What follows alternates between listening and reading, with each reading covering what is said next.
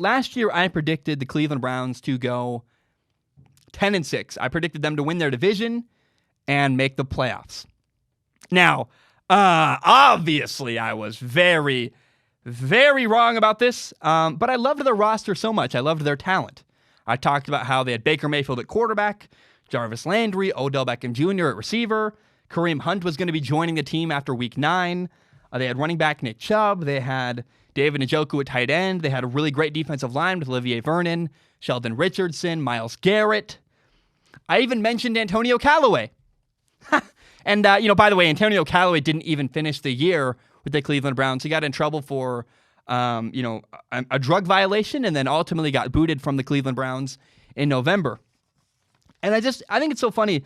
I talked about how talent was not an issue for the 2019 Cleveland Browns. But what's funny is I also said this. There are two things that I believe can hold the Cleveland Browns back from making the playoffs if things do not go well. Number one is their offensive line. Now, the other more legitimate concern to me is everybody's attitude in the locker room. It sounds silly, but it matters. This is Freddie Kitchens' first time ever being a head coach in the NFL. Again, the Browns are amazing on paper, but this is not Madden. It's easy on paper to go, wow, look at all that talent, look at all these guys. But my question is, do the Browns have enough emotional maturity to reach their full potential? I know that's not a sexy term. I know that might be annoying for Browns fans. They've heard it a bunch. I think the Browns are more than good enough to win their division. I think even make a deep run in the playoffs. They're a really talented football team, but will they get in their own way? A lot of teams are going to try really hard to get in their heads and make them trip up. Now, I believe in the Browns. I do. I think man, I'm one of the people that I really believe in them. But if there is anything you're going to be concerned about, it's the emotional maturity in the locker room. Again, I think the Browns are going to go 10-6. They're going to win their division. I'm really excited for them, but that is the one thing that could slow them down this year. Talent's not the problem. Do they get in their own way with their emotional maturity? 10-6, that's my prediction for the Cleveland Browns. Man, it's unbelievable to me how somebody can be so right and yet also so wrong. I predicted the Browns to go 10-6. They actually went 6-10, the complete inverse of what I predicted. And they were third in the NFC North, not first, and they did not make the play. Man, it is unbelievable to me how somebody can be so right about so many things and yet still so wrong. I was, of course, very, very wrong. I predicted them to make the playoffs. I thought they were going to go 10-6. They actually did the complete inverse of what I predicted. They went 6-10. They were third in their division.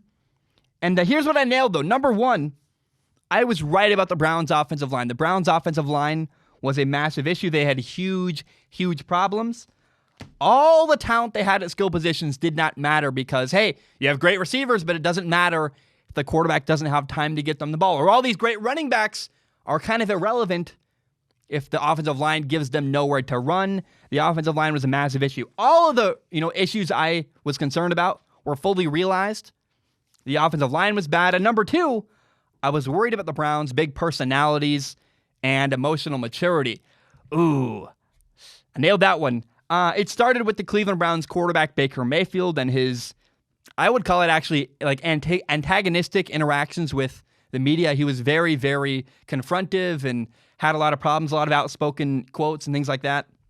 And then, the season goes on and really it ended with Myles Garrett hitting Steelers quarterback Mason Rudolph over the head with his helmet. And, Myles Garrett was one of the Browns' best players last year. He blew his lid. He got suspended for the rest of the season. And I also made a video talking about how, I was right. Like, emotional maturity was a problem. The Browns' offensive line was a problem. I also said this in a video. The video was called, "It's Fair to Be Skeptical of the Browns." Here's what I said. Take a listen. It is entirely fair to be skeptical of the Cleveland Browns and their head coach, Freddie Kitchens.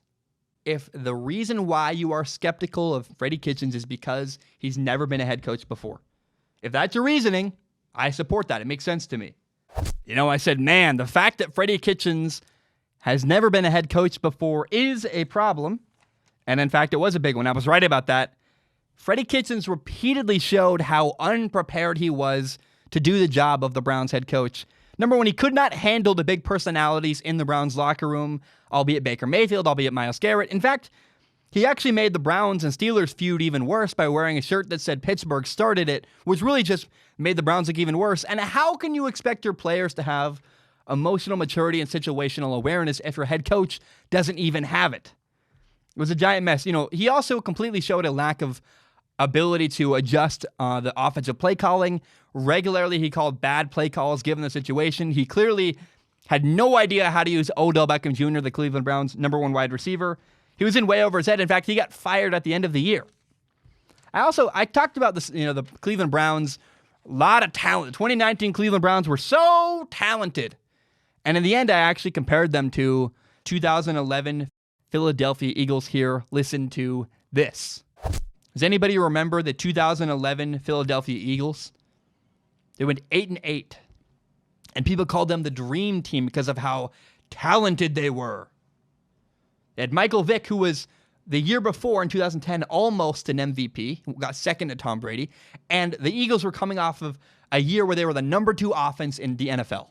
They had Michael Vick, Nnamdi Asomugha, Dominique Rodgers-Cromartie, Jason Babin, Steve Smith, Vince Young as their backup quarterback, Ronnie Brown, LaShawn McCoy, Brent Selleck, Deshaun Jackson, Jason Peters, Jason Kelsey. Name after name after name. Really good players, a lot of Pro Bowlers. All this talent, and that team went 8-8. My point is, talent does not necessarily mean you're going to win games. So in all, my 2019 Cleveland Browns predictions were pretty messy. And it's bizarre how I could point out all of the flaws that their team had and yet still predict them to make the playoffs. In one hand, I was so right. And in the other hand, oh my gosh, I was so embarrassingly wrong. I don't know. It's funny how what I think happened is I ignored so much of the information right in front of me. I kind of had wishful thinking. My whole lifetime, I'm not a Cleveland Browns fan at all. But I think my whole lifetime, the Cleveland Browns have been bad. And I just was hoping, is this the year finally where the Cleveland Browns turn things around and get their act together? And 2019 clearly was not that year. In fact, they went 6-10. They were third in their division. Their head coach got fired. And oh my gosh, Freddie Kitchens was awful. And all the signs were there for their team to be a mess. The offensive line, the head coach, the emotional maturity in their locker room. And, I think it was just wishful thinking for me to put them into the playoffs in my predictions. I was totally wrong, even though I pointed out so many of their flaws. So that's what I think happened. That is what happened. That is predictions versus reality of the 2019 Cleveland Browns season. In case you don't know, Strong Opinion Sports is not just a YouTube channel. It is also a full audio podcast. You can find it on Spotify, on iTunes, on Google Play, pretty much everywhere you find podcasts. And if you like podcasts, please do me a huge favor and give it a listen.